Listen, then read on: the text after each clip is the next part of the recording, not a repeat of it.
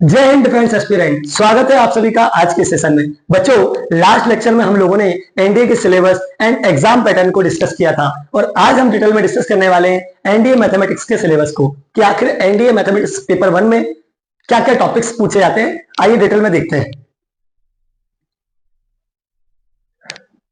सबसे पहले पेपर के पैटर्न को समझते हैं। हालांकि हमने देख लिया था, बट एक बार और जस्ट रिवाइज करेंगे कि आखिर किस टाइप का पैटर्न रहता है। देखिए, पेपर फर्स्ट जो होता है वो मैथमेटिक्स का होता है। इसके टाइम ड्यूरेशन की बात करें तो 2 आवर्स 30 मिनट्स का ये पेपर रहता है। टोटल मार्क्स 300 का पेपर रहता है। एमसीक्यू बेस्ड होता है पेपर और हिंदी और इंग्लिश दोनों में आता है पेपर। एक तरफ इंग्लिश फिर हिंदी, फिर इंग्लिश फिर हिंदी, इस तरह से आपको पेपर देखने को मिल जाता है। अब बात करते हैं की रिक्वायरमेंट की, तो कैलकुलेटर स्टेटस नॉट अलाउड। बच्चों, आपके एग्जाम में कैलकुलेटर अलाउड नहीं है। Mathematics comprises 1/3 of the written examination. इसका सिंपल सा मीनिंग ये है कि टोटल एग्जामिनेशन जो होता है वो 900 मार्क्स का होता है, जिसमें से जो मैथमेटिक्स होता है वो 300 मार्क्स का होता है और 600 का गेट का पेपर होता है। तो सेकंड पेपर गेट है, फर्स्ट पेपर मैथमेटिक्स है। तो देखा जाए कुल एग्जाम का 1/3 पोर्शन कवर करता है आपका मैथमेटिक्स, क्योंकि 900 का 1/3 हो जाएगा बच्चों 300। तो 1/3 पोर्शन ये है और 2/3 पोर्शन ये रहा, यानी कि 1/3 पोर्शन आपका मैथमेटिक्स और 2/3 पोर्शन गेट का रहने वाला है। तो आपको मैथ्स पे ज्यादा ध्यान देने की जरूरत है। एक इंडिविजुअल पेपर 2.5 घंटे का पेपर जिसमें 120 क्वेश्चन होते हैं, 300 मार्क्स का पूछा जाता है, बहुत ज्यादा इंपॉर्टेंट है बच्चे। आइए आगे डिस्कस करते हैं। अब बात करते हैं सिलेबस की। सर, मैथमेटिक्स का सिलेबस क्या रहने वाला है, कौन कौन से टॉपिक्स हमें पढ़ने रहेंगे, कौन कौन से टॉपिक्स को हमें डिटेल में स्टडी करना रहेगा, फॉर्मूला, ये सब उसके अंदर की जितनी भी चीजें सब सीखेंगे। बट वन बाय वन पहले सिलेबस को डिटेल में डिस्कस करते हैं। सबसे पहला जो पोर्शन है बच्चों, दैट इज एलजेब्रा। एलजेब्रा के अंदर क्या पढ़ना है हमें? देखो, एलजेब्रा के अंदर पढ़ना है हमें sets and relation, complex number, progression, permutation and combination, binomial theorem, logarithms. इतनी सारी चीजें हमें किसके अंदर पढ़ना है?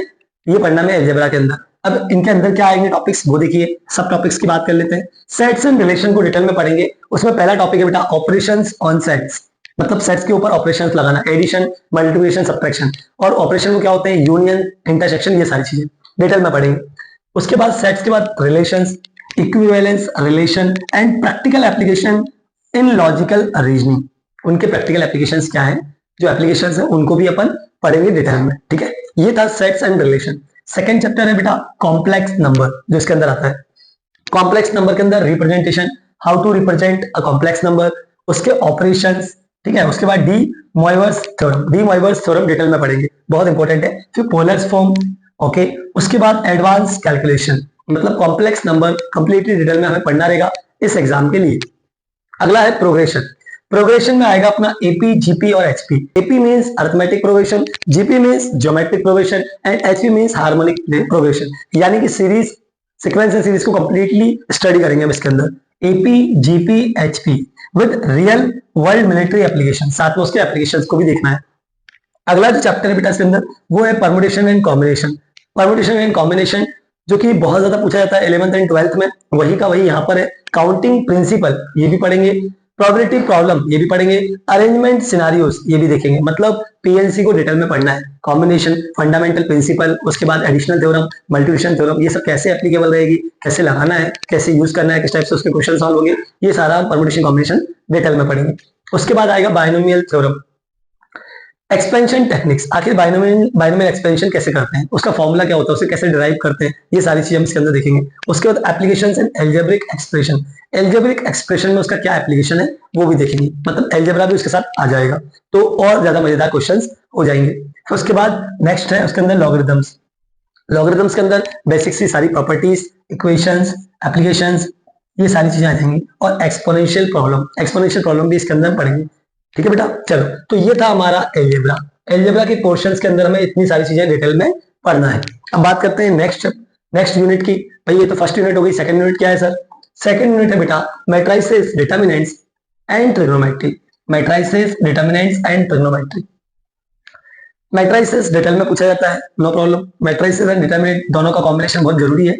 और जब भी पढ़ाए जाते हैं दोनों चैप्टर्स एक साथ ही पढ़ाए जाते हैं ताकि आप लिंक कर पाओ। ठीक है, तो मैट्रिक्स के अंदर हम क्या पढ़ने वाले हैं, देखो matrix types and operations. Matrix के टाइप्स, कौन कौन से टाइप के मैट्रिक्स होते हैं, क्या क्या ऑपरेशंस उन पर परफॉर्म होते हैं, एडिशन, सब्ट्रैक्शन, मल्टीप्लिकेशन, डिवीजन तो पॉसिबल नहीं है तो बोलेंगे कि डिवीजन नहीं हो सकता। ठीक है, ये चीजें। और उसके बाद properties and data, properties and determinants, मतलब प्रॉपर्टीज, डिटर्मिनेंट्स की प्रॉपर्टीज। ठीक है बेटा, मैट्रिक्स की भी प्रॉपर्टीज और डिटरमिनेंट्स की भी प्रॉपर्टीज हम डिटेल में देखेंगे। इसके बाद नेक्स्ट टॉपिक आता है मैट्रिक्स इनवर्स कंसेप्ट। मैट्रिक्स का इनवर्स कैसे निकालते हैं, यानी कि अगर ए कोई मैट्रिक्स है और उसका इनवर्स निकालना मतलब ए इनवर्स कैसे निकालते हैं, ये सारी चीजें पूछी जाती हैं। इसके बाद क्रेमर्स रूल आता है, that is very very important, and Cramer rule applications. तो क्रेमर रूल्स का एप्लीकेशन भी अपन इसके अंदर देखेंगे। फिर टॉपिक है बेटा solving linear equations. Linear equation with the help of matrix form. तो मैट्रिक्स इक्वेशन से सॉल्व करना पड़ेगा अपने को लीनियर इक्वेशंस को। मान लो 3 लीनियर इक्वेशन दी है, with the help of matrix आपको उसे सॉल्व करना रहेगा।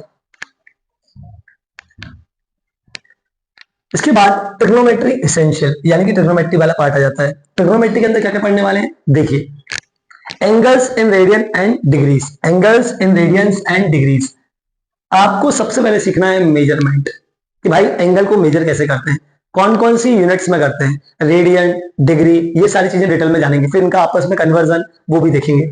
इसके बाद ट्रिग्नोमेट्रिक आइडेंटिटीज, आपके सिलेबस में ट्रिग्नोमेट्रिक आइडेंटिटीज आएंगी, जितनी बेसिक बेसिक आइडेंटिटी सारी की सारी पूछी जाएंगी। हाइट्स एंड डिस्टेंस प्रॉब्लम्स, ये एप्लीकेशन आ गया ट्रिग्नोमेट्री का। ये कौन सा पार्ट है, एप्लीकेशन पार्ट है। हाइट एंड डिस्टेंस, है ना, बोल देगा ऐसा कि एक पहाड़ पे कोई व्यक्ति खड़ा है और वो जमीन पे खड़े व्यक्ति को दिख रहा है, तो बताइए कितने का एंगल बनेगा, angle of depreciation, angle of elevation, ये सारी चीजें सीखेंगे इसके अंदर। इसके बाद inverse trigonometric function. Inverse trigonometric function यानी कि ट्रिग्नोमेट्रिक फंक्शंस के इनवर्स फंक्शन निकालना, sine inverse, cos inverse, tan inverse, ये सारी चीजें। उसके बाद का टॉपिक जो पूछा जाता है वो है periodic and periodic function. Sine periodic function ही है, बार बार रिपीट होता है, साइन का ग्राफ भी वैसे ही बनता है। तो ये सारी चीजें अपन पूरी ट्रिग्नोमेट्री और पूरी इनवर्स ट्रिग्नोमेट्री एक साथ इस चैप्टर के अंदर या ट्रिग्नोमेट्री वाले पार्ट में 3 चीजें कवर करेंगे ट्रिग्नोमेट्री वाले पार्ट में। पहला क्या है, ट्रिग्नोमेट्रिक रेशियोज, दूसरा क्या है इनवर्स ट्रिग्नोमेट्री, और तीसरा क्या है हाइट्स एंड डिस्टेंस, जो कि एप्लीकेशन है ट्रिग्नोमेट्री के अंदर। इस तरह से पूरा ट्रिग्नोमेट्री पूछा जाता है और हम कंप्लीट करेंगे। ठीक है बच्चों, आओ आगे देखते हैं। तो ये हो गया कौन सा पोर्शन, मैट्रिसेस, डिटरमिनेंट है ट्रिग्नोमेट्री वाला। इसके बाद जो थर्ड है वो है एनालिटिकल ज्योमेट्री, मतलब ज्योमेट्री वाला पार्ट, जिसे हम बोलेंगे 2D एंड 3D ज्योमेट्री। और इसमें हमें मास्टरी करना पड़ेगी, अच्छे से डिटेल में पढ़ना पड़ेगा 2D एंड 3D। देखो अब कौन कौन से टॉपिक पूछे जाते हैं। 2 डायमेंशनल ज्योमेट्री के अंदर स्ट्रेट लाइन आ जाएगा, इक्वेशन, स्ट्रेट लाइन इक्वेशंस आ जाएंगी, सर्कल्स प्रॉपर्टीज आ जाएंगी, सर्कल की सारी प्रॉपर्टीज लगाएंगे, सीखेंगे। पैराबोला, इलिप्स, हाइपरबोला, ये तो बहुत ज्यादा इंपॉर्टेंट है, मोस्टली बच्चों को इन्हीं से डर लगता है। सर वो हाइपरबोला की इक्वेशन, सर वो पैराबोला की इक्वेशन, सर वो इलिप्स की इक्वेशन, इन सब में दिक्कत आती है कि 11 और 12 के बच्चे काफी प्रॉब्लम फेस करते हैं इन चीज में, तो हम इनको और ज्यादा अच्छे से पढ़ेंगे बेटा। पैराबोला, इलिप्स और हाइपरबोला, ये आपके एनडीए के एग्जाम में पूछा जाएगा। इसके बाद 3D ज्योमेट्री की बात कर लेते हैं। 3D ज्योमेट्री के अंदर प्लेन्स इन 3D स्पेस, मतलब पूरा 3D में अपन देखेंगे कि भाई कैसे आपको कोऑर्डिनेट्स मानना है, कैसे डिस्टेंस निकालना है, कैसे एंगल निकालना है, कैसे पैरेलल लाइंस के बीच की डिस्टेंस, कैसे प्लेन और एक पॉइंट के बीच की डिस्टेंस निकालना है, ये सारी चीजें मतलब 3D में पूरा डिटेल में पढ़ेंगे। उसके बाद स्फीयर पे आ जाओ, स्फीयर 3D में स्फीयर इक्वेशंस पढ़ेंगे, है ना। उसके बाद डिस्टेंस फॉर्मूला, डिस्टेंस फॉर्मूला तो बहुत ज्यादा मतलब इंपॉर्टेंट होता है और बेसिक ही होता है। डिस्टेंस फॉर्मूला 3D हो चाहे 2D हो, दोनों के लिए बहुत ज्यादा इंपॉर्टेंट है। इसके बाद directions, cosines, cosines rule, sine rule, ये सारी चीजें हम देखेंगे। हालांकि इसमें तो डायरेक्शन कोसाइंस है, तो ज्योमेट्री में से उतना ही पढ़ना है, ठीक है। इसके बाद आते हैं प्रैक्टिकल एप्लीकेशन पे, navigation problem, reasoning for tactical planning and coordinate based distance calculation. ये नॉर्मल क्वेश्चंस आते हैं, ऐसा कोई बहुत ज्यादा टिपिकल नहीं होते, आराम से अपन उन प्रॉब्लम्स को सॉल्व करके प्रैक्टिकल एप्लीकेशन भी सीख सकते हैं। ठीक है बेटा, तो ये हो गया आपका ज्योमेट्री वाला पोर्शन जो कि आपका एनडीए के एग्जाम में आता है। अगला क्या है यूनिट सर, अगला unit 4 calculus, that is very very important. अगर एक बार कैलकुलस स्टार्ट हो गया तो आपको कैलकुलस पे सारी नजरें गड़ा के रखनी पड़ेंगी कि बस अब तो कैलकुलस बढ़िया से करना है, क्योंकि कैलकुलस का भी एक फ्लो होता है बेटा, सीक्वेंस वाइज पढ़ते हैं जब कैलकुलस हम, तो कैलकुलस के अंदर पहले लिमिट्स पढ़ेंगे, फिर डेरिवेटिव पढ़ेंगे और फिर इसका एप्लीकेशन एंड इंटीग्रेशन एंड उसके एप्लीकेशन, यानी कि लिमिट्स, डेरिवेटिव, डेरिवेटिव्स के एप्लीकेशन, इंटीग्रेशन एंड इंटीग्रेशन के एप्लीकेशन। तो पूरा कैलकुलस पार्ट काफी लेंदी होने वाला है, बट पढ़ना है और पूछा जाएगा, अच्छे से समझ में आएगा, कोई दिक्कत नहीं। ठीक है, तो हमारी एनडीए के एग्जाम में कैलकुलस बहुत ज्यादा इंपॉर्टेंट रोल प्ले करता है और वेटेज के हिसाब से बहुत बढ़िया है, अच्छा वेटेज रखता है। तो लिमिट्स एंड कंटिन्यूटी, इसके अंदर पहला टॉपिक पढ़ना है, understanding function, behaviour, limit theorems and continuity. Limits and continuity के जो बेसिक कंसेप्ट है एंड जो एडवांस कंसेप्ट है वो सारी चीजें इसके अंदर पढ़ेंगे। भाई वो 9th 10th वाले लेवल नहीं, थोड़ा और लेवल बढ़ जाएगा बच्चों ना, ठीक है। उसके बाद बात करते हैं डेरिवेटिव्स की। डिफरेंशिएशन, आड़े टेढ़े तिरछे सभी डिफरेंशिएशन, फिर उसके application, maxima, minima, increasing, decreasing, ये सारी चीजें हम इसके अंदर पढ़ेंगे डेरिवेटिव्स के अंदर, ठीक है। तो उसके बाद आते हैं इंटीग्रेशन पे। इंटीग्रेशन के अंदर इनडेफिनेट एंड डेफिनेट इंटीग्रल्स देखेंगे, फंडामेंटल्स थ्योरम देखेंगे, ठीक है, and area calculation, curves, under curves, area की calculation with the help of integration, यानी कि वो एप्लीकेशन वाला पार्ट हो गया के हिसाब से। तो indefinite integration and definite integration पूरा का पूरा अच्छे से स्टडी करेंगे, ये आपके एग्जाम में आता है, ठीक है। उसके एप्लीकेशन भी साथ में, जैसे बोल देंगे कि कोई शेप दे दिया, वो बोला इसका एरिया निकालो, तो एरिया अंडर द कर्व आपको पूरा कैलकुलेट करना पड़ेगा, और वो किसकी मदद से होता है, इंटीग्रेशन की मदद से। जब करेंगे तो आपको काफी डिटेल में एक्सप्लेन करेंगे, ठीक है। आगे बढ़ते हैं। इसके बाद ये कौन सा पॉइंट है भाई, ठीक है, फिफ्थ पॉइंट, 50 यूनिट्स देखो भाई, differential equations and vector algebra. Differential equation calculus का ही पार्ट है, तो डिफरेंशियल इक्वेशन भी इसी के सीक्वेंस में पढ़ना पड़ेगा। मतलब पहले आपने लिमिट्स पढ़ा, फिर डेरिवेटिव पढ़ा, फिर उसके एप्लीकेशंस पढ़े, फिर इंटीग्रेशन पढ़ा, फिर इंटीग्रेशन के एप्लीकेशंस पढ़े, एंड देन डिफरेंशियल इक्वेशन पढ़ना पड़ेगा, क्योंकि वो लिंक्ड है, उसके बिना समझ में नहीं आएगा। तो डिफरेंशियल इक्वेशन उसी का पार्ट हो गया कैलकुलस का, ठीक है बेटा। उसके बाद वेक्टर, पूरा एक अलग सेगमेंट है वेक्टर अलजेब्रा। वेक्टर अलजेब्रा को समझने के लिए बेसिक से समझना पड़ेगा, और तब जाके हम पूरा वेक्टर कंप्लीट करेंगे। ये पूछा जाता है आपके एग्जाम में, देखिए डिफरेंशियल इक्वेशन। अब डिफरेंशियल इक्वेशन जो टॉपिक है, उसके अंदर कौन कौन से सब टॉपिक रहेंगे, देखिए, first order differential equation, second order differential equation, separable variable method, ये एक मेथड होती है जिसमें वेरिएबल्स को सेपरेट करना पड़ता है, तो ये भी पूछा जाता है। Linear equations and their application in motion problem, यानी कि लीनियर इक्वेशंस और उनके एप्लीकेशंस को भी हम इस टॉपिक के अंदर पढ़ेंगे, that is differential equation. Second topic क्या है भाई, वेक्टर अलजेब्रा फंडामेंटल, बिल्कुल बेसिक से चलना पड़ेगा वेक्टर्स के केस में। चलो वेक्टर के ऑपरेशंस पढ़ेंगे, वेक्टर क्या होता है ये पढ़ेंगे, फिर डॉट प्रोडक्ट, क्रॉस प्रोडक्ट इसके अंदर पढ़ेंगे, स्केलर ट्रिपल प्रोडक्ट, ठीक है, और भी ज्योमेट्रिक इंटरप्रिटेशंस, यानी कि स्केलर ट्रिपल प्रोडक्ट करना भी इसके अंदर आएगा वेक्टर के अंदर। ये वेक्टर का बिल्कुल बेसिक है।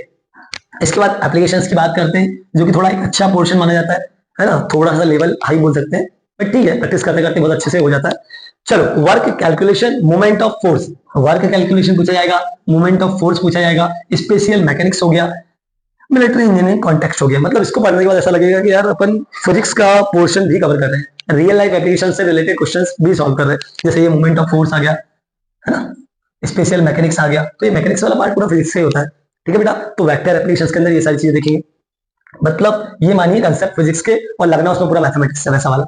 चलो ये भी कवर हो गया। अब अगला टॉपिक दैट इज 6 यूनिट्स, वो क्या है, statistics. That is very very important. ये पार्ट अपने आप में एक अलग ही वैल्यू रखता है, क्योंकि स्टैटिस्टिक्स का भी काफी वेटेज है बेटा। इसके अंदर हम क्या पढ़ेंगे, देखो ध्यान से, डेटा एनालिसिस एंड इंटरप्रिटेशन। बिना डेटा के आज की दुनिया में कोई काम होने वाला नहीं, तो डेटा को समझना बहुत जरूरी है, और साथ ही साथ मीन, मीडियन, मोड, ये सारी चीज समझना भी जरूरी है। तो ये वाला चैप्टर काफी इंपॉर्टेंट हो जाता है, स्टैटिस्टिक्स पार्ट, है ना। तो इसके अंदर क्या क्या आएगा, दो टाइप के स्टैटिस्टिक्स होते हैं वैसे, डिस्क्रिप्टिव और एक होता है इंफरेंशियल, जो कि हम 11th 12th में पढ़ते हैं, बट ठीक है, अभी इसके अंदर क्या क्या पूछा जाना उस पर चर्चा कर लेते हैं बेटा। डिस्क्रिप्टिव स्टैटिस्टिक्स की बात करें तो इसके अंदर पहला जो आता है वो आता है मीन, मीडियन एंड मोड, मतलब इन तीनों को पढ़ना है, mean, median and mode. Descriptive statistics में मीन, मीडियन एंड मोड पूछे जाएंगे, वेरिएंस एंड स्टैंडर्ड डेविएशन पूछा जाएगा, उसके बाद स्क्यूनेस एंड कोटोसिस, और उसके बाद फ्रीक्वेंसी डिस्ट्रीब्यूशन। मतलब वो तो पूरा डिस्क्रिप्टिव स्टैटिस्टिक्स से पूछ लिया उन लोगों ने, ठीक है बेटा, तो इसको कवर करना है। इसके बाद आता है कोरिलेशन एंड रिग्रेशन। हालांकि इसके बहुत ज्यादा क्वेश्चन देखने को नहीं मिलते, है ना, बट ठीक है, फिर भी इसको भी हम डिटेल में पढ़ेंगे। क्या है ये कोरिलेशन रिग्रेशन के अंदर क्या क्या पूछा है इसने, correlation coefficient calculation, linear regression equations, predictions model, least square method. Least square method काफी पढ़ाया जाता है, काफी इंपॉर्टेंट भी माना जाता है, तो उसको भी पढ़ेंगे, ठीक है। इस तरह से ये हो गया कोरिलेशन एंड रिग्रेशन का पार्ट। इस पूरे को देखा जाए तो ये हो गया स्टैटिस्टिक्स, इतना पूछा जाएगा आपके एनडीए के एग्जाम में। इसके बाद बात करते हैं बेटा प्रोबेबिलिटी। ये तो सबका इंपॉर्टेंट होता है भाई, किसी को पसंद होता है और किसी को बिल्कुल पसंद नहीं आता। ये प्रोबेबिलिटी एक ऐसा यूनिट है जो बहुत लोगों को पसंद आता है और बहुत लोगों को नहीं पसंद आता। क्यों? क्योंकि प्रोबेबिलिटी के क्वेश्चन बड़े अच्छे अच्छे बनते हैं, अच्छे लेवल के, है ना। तो चलो आओ प्रोबेबिलिटी की बात कर लेते हैं, क्या किसमें क्या क्या पूछने वाला है। तो प्रोबेबिलिटी के अंदर हमें जो कंसेप्ट पूछे जाएंगे बेटा वो है रैंडम एक्सपेरिमेंट। बिल्कुल बेसिक से चलेंगे, ये बेसिक है, ये क्या प्रोबेबिलिटी का बेसिक्स है। रैंडम एक्सपेरिमेंट, सैंपल स्पेस क्या होता है, इवेंट्स क्या होते हैं, basic probability definitions with practical scenarios, मतलब बेसिक सी डेफिनेशंस, है ना, और बेसिक्स और प्रोबेबिलिटी कैसे कैलकुलेट करते हैं, प्रोबेबिलिटी कैसे निकालते हैं, ये सारी चीजें और उसकी प्रॉब्लम्स पे हम डिस्कस करेंगे। उसके बाद थोड़ा सा और आगे बढ़ेंगे तो कंडीशनल प्रोबेबिलिटी भी पूछी जाएगी आपके एग्जाम में। कंडीशनल प्रोबेबिलिटी जो कि डिपेंडेंट होती है, ठीक है, वो सारी चीजें पढ़ेंगे। इंडिपेंडेंट पढ़ेंगे, बेस थ्योरम पढ़ेंगे, बेस थ्योरम काफी इंपॉर्टेंट है ना, तो बेस थ्योरम पढ़ेंगे। कंडीशनल प्रोबेबिलिटी अगर समझ में आ गया ढंग से तो उसके बाद का जो पार्ट है वो बेस थ्योरम ही है। चेन रूल आने वाला है आपके एग्जाम में, कॉम्प्लेक्स प्रोबेबिलिटी कैलकुलेशन, ठीक है, तो एक अच्छे खासे लेवल के प्रोबेबिलिटी के क्वेश्चंस भी आते हैं। ऐसा नहीं कि बहुत टफ, आपके लेवल के ही आराम से बनेंगे, बट ये है कि प्रोबेबिलिटी जब भी पढ़े बहुत ध्यान से, कैलकुलस पार्ट जब भी पढ़े बहुत ध्यान से डिटेल में कंसिस्टेंसी के साथ पढ़ना है, क्योंकि अगर थोड़ा सा भी ब्रेक हुआ तो वो लिंक उतना अच्छा नहीं हो पाता, ठीक है। अब बात करते हैं, एक टॉपिक है डिस्ट्रीब्यूशन, जिसके अंदर 3 मेनली डिस्ट्रीब्यूशन पूछे जाते हैं, binomial distribution, Poisson distribution and normal distribution. तो इस पर चर्चा करते हैं, बायनोमियल, नॉर्मल एंड अदर, ठीक है। पॉइसन का नाम इसने नहीं दिया है, बट मे भी शायद पॉइसन दिया हो, देख लेंगे। Statistical inference in real data, है ना बेटा, तो ये सारा हो गया प्रोबेबिलिटी वाला पार्ट, बेसिक से लेकर एडवांस तक पूरा प्रोबेबिलिटी आ गया, इसको भी हम डिटेल में पढ़ेंगे, ठीक है। ये था आपका पूरा कंप्लीट सिलेबस कि भाई ये सारी चीजें हमें स्टडी करना है एनडीए मैथमेटिक्स पेपर के लिए। आई होप आपको समझ में आ गया हो, ठीक है बेटा। चल, और अब हम बंदा वन जब चैप्टर वाइज पढ़ेंगे तो टोटल चैप्टर्स मान लो 25 या 30 हुए, तो सारे के सारे चैप्टर बंदा वन पढ़ेंगे, तो आराम से जो चैप्टर पर्टिकुलर चल रहा है उसको पढ़ना है ढंग से, उसके बाद अगला, उसके बाद अगला। चलिए अब बात करते हैं your path to NDA and success. भाई स्ट्रेटेजी क्या होने वाली है मनीष सर, ये बता दीजिए, स्ट्रेटेजी और नेक्स्ट स्टेप, ठीक है, दोनों की बात करते हैं बेटा। मैंने आपको बताया consistency is the key of consistency is the key of success. सफलता की कुंजी भाई आपकी नियमितता है, मतलब कंसिस्टेंसी है। हर व्यक्ति कंसिस्टेंट नहीं होता, कंसिस्टेंसी रखना बहुत जरूरी है। आइए देखते हैं, consistency plus strategic practice is equal to mathematical mastery. जितना मायने फोकस करना रखता है उतना ही मायने प्रैक्टिस करना भी रखता है। अगर आप मैथमेटिक्स में प्रैक्टिस अच्छी नहीं रखोगे तो फिर मैथ्स अच्छा नहीं कर पाओगे।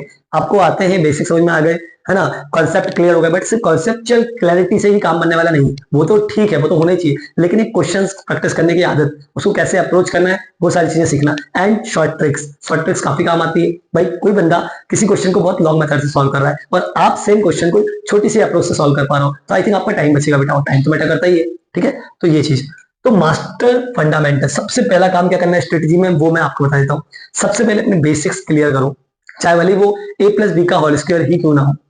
जितने भी बेसिक्स है मैथमेटिक्स में, वो सारे बेसिक्स फंडामेंटल आपके क्लियर होना चाहिए। जब आपके फंडामेंटल्स क्लियर होंगे तो फिर आपको बीच में कोई डाउट नहीं आएगा, है ना। उसके लिए आप क्या कर सकते हो, अलजेब्रा से स्टार्ट कर सकते हो, ज्योमेट्री का बेसिक पढ़ सकते हो, ये चीज है ना। उसके बाद चलो तो कैलकुलस एंड हायर कंसेप्ट, इनको भी आप मजबूत कर सकते हो धीरे धीरे। तो इनको आराम आराम से पढ़कर इनकी ज्यादा से ज्यादा क्वेश्चंस लगाकर हम इन्हें स्ट्रॉन्ग कर सकते हैं। पहली प्लानिंग सिंपल सी बात होगी, कंसिस्टेंसी। दूसरी बेसिक्स फंडामेंटल क्लियर करना। उसके बाद प्रैक्टिस सिस्टमेटिकली। भाई अगर आपने पेपर्स नहीं लगाए प्रीवियस ईयर के तो आपको आइडिया नहीं लगेगा कि एनडीए किस टाइप के एग्जाम क्वेश्चंस पूछता है। भाई एनडीए के एग्जाम के प्रीवियस ईयर के 10 ईयर्स के क्वेश्चन पेपर भी आपको लगाने पड़ेंगे, जो कि प्रैक्टिस में काफी आपकी, मतलब अगर आपने उनकी प्रैक्टिस कर ली तो आपको एग्जाम में काफी मदद करेंगे। सिंपल सा मीनिंग ये। चलिए, time yourself to build speed and accuracy. अब चलिए आपके कॉन्सेप्ट क्लियर हो गए, आपने बहुत सारे क्वेश्चन की प्रैक्टिस भी कर ली, बट आपको किस चीज का ध्यान रखना है, एक्यूरेसी का और स्पीड का। स्पीड और एक्यूरेसी आज की डेट में हर कॉम्पिटेटिव एग्जाम के लिए मायने रखती है। स्पीड और एक्यूरेसी हर कॉम्पिटेटिव एग्जाम के लिए मायने रखती है। अगर आपकी स्पीड अच्छी नहीं है तो आपका टाइम नहीं बचेगा, अगर आपकी एक्यूरेसी सही नहीं है तो आप क्वेश्चंस अटेम्प्ट तो कराओगे बट क्वेश्चंस गलत होने के चांसेस रहेंगे, तो फिर कोई सेंस नहीं बनेगा, ठीक है बच्चों, क्योंकि नेगेटिव मार्किंग है ऑब्वियस। आइए analyse and refine, review mistakes. यार पढ़ाई हर कोई करता है और पढ़ने के बाद ऐसा कोई नहीं है जिसको कभी भी ये नहीं लगता कि यार मुझे कुछ एनालाइज नहीं करना है। सबसे पहली जो चीज है अच्छी वो ये है कि गलतियां करो, बट गलतियों को एनालाइज कर उनसे सीखकर उनको सुधार लो, ये बहुत बड़ी बात है। तो सबसे पहले आपको ये पता लगाना कि आप में आखिर कमी क्या है। क्या कमी है कि मैथ्स अच्छा नहीं हो पा रहा है, क्या कमी है कि मैथ्स पढ़ तो लिया बट क्वेश्चंस अच्छे लेवल के नहीं बन पा रहे, या वो टाइमली कंप्लीट नहीं हो पा रहे। तो उसके पीछे आपको क्या करना पड़ेगा, पहले आपकी एनालाइज करना पड़ेगा कमियां क्या है, और फिर उनको आइडेंटिफाई करके आप उन एरर्स को दूर करने के लिए प्रयास कर सकते हैं। और इस तरह से आपका धीरे धीरे बिल्कुल आपका टारगेट कंप्लीट हो जाएगा बेटा, है ना। टारगेट बेसिस प्रैक्टिस करनी पड़ेगी आपको। Excel in examination, on exam day apply everything you have mastered, approach each question strategically and trust your preparation. Simple सा मीनिंग ये है कि जब आपने बढ़िया से मैथमेटिक्स की प्रिपरेशन कर ली है और जब टाइम आया एग्जाम का, तो एग्जाम के 15 डेज पहले या 1 मंथ पहले आपको कोई ऐसा नहीं कि पूरा सिलेबस पढ़ने बैठना है, आपको जस्ट फॉर्मूला शीट बना लेनी है और उन फॉर्मूला शीट से फॉर्मूला रिवाइज करना है एंड देन प्रीवियस ईयर के क्वेश्चन पेपर सॉल्व करना है। इससे बेस्ट स्ट्रेटजी और कुछ नहीं होगी। तो आपको वो पेपर्स ज्यादा लगाना है और जिस टाइप का एग्जाम हम एग्जाम हॉल में देने वाले हैं बिल्कुल सेम आप अपने एग्जाम हॉल से पहले कोचिंग इंस्टीट्यूट या आप घर पे पढ़ाई कर रहे हैं तो घर पर आपको उतने ही टाइमिंग्स में उतने ही नंबर ऑफ क्वेश्चंस का एक पेपर लेकर सॉल्व करना है और टाइम मैनेजमेंट वहां से सीखना है और क्वेश्चंस को कैसे डील करते हैं वो सीखना है। तो वो लास्ट स्ट्रेटजी आपके एग्जाम में काफी मदद करेगी। ठीक है बच्चों, क्योंकि एट द एंड आपको कितना भी कंसेप्ट क्लियर हो, अगर आपकी अप्रोच एग्जाम को लेकर सही नहीं तो कहीं ना कहीं आप पीछे रह जाएंगे। भाई एक बच्चा जिसको अप्रोच का पता ही नहीं है, बट ये पता है कि मुझे सब आता है, बट कैसे अप्रोच करना है उसको पता नहीं, और एक आप है जिनको अप्रोच सही से पता है कि पेपर को डील कैसे करना है, तो आई थिंक आप उससे आगे निकल जाएंगे। ठीक है, तो ये था बेटा पूरा एनडीए का math syllabus and how to success in NDA mathematics paper. I hope so कि आपको सारी बातें क्लियर हो गई हैं। इसी के साथ बेटा आज की इस सेशन को यही कंप्लीट करते हैं और मिलते हैं अगले सेशन में पहले टॉपिक के साथ। और वो कौन सा टॉपिक रहेगा बेटा पहले बताया तो आपको, देखिए बच्चों को बहुत पसंद है वो टॉपिक और हम वहीं से स्टार्ट करने वाले बिल्कुल बेसिक। हाँ, ये इससे भी स्टार्ट कर सकते हैं, बिल्कुल यहीं से स्टार्ट करेंगे ज्यादा अच्छा रहेगा क्योंकि अलजेब्रा काफी पसंद होता है बच्चों को। तो मैट्रिसेस डिटरमिनेंट से हम स्टार्ट करने वाले हैं बच्चे, है ना। पहले मैं सोचा था ट्रिग्नोमेट्री ले लूं, बट मैं सोच रहा हूँ ट्रिग्नोमेट्री ना लेकर पहले मैट्रिसेस एंड डिटरमिनेंट्स पढ़ा देते हैं, थोड़े से बेसिक्स क्लियर होंगे और क्वेश्चंस अच्छे से बनने लग जाएंगे, कॉन्फिडेंस बिल्डअप होगा। तो उसके बाद फिर हम ट्रिग्नोमेट्री को डिटेल में डिस्कस करेंगे इसके जस्ट बाद, यानी कि सबसे पहले क्या पढ़ने वाले हैं मैट्रिसेस एंड देन उसके बाद डिटरमिनेंट्स और उसके बाद ट्रिग्नोमेट्री को डिटेल में पढ़ेंगे। ठीक है दोस्तों, चलो आज का सेशन यहीं तक, मिलते हैं अगले वीडियो में मैट्रिसेस के कॉन्सेप्ट के साथ। जय हिंद, जय भारत।